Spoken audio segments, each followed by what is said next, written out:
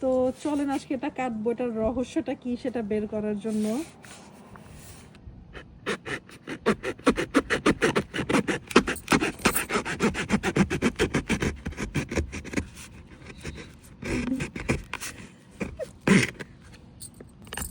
ভাঙা যাচ্ছে না। না এটা মানে ও মাই গড এত শক্ত হয়ে গেছে, দেখো হাতটা কেটে যাবে, সাবধানে। কাটবো কিভাবে, বেশি শুকায় গেছে। বলো, এই যে বাড়ি দিছে, তো এটা আমি বাড়ি দিয়েই ভেঙে ফেলছি, আমি কাটতে পারতেছি না। ও মাই গড, বিচিগুলো দেখেন কিভাবে আলাদা হয়ে গেছে, পুরো খালি শুকিয়ে ঝরঝরা হয়ে গেছে।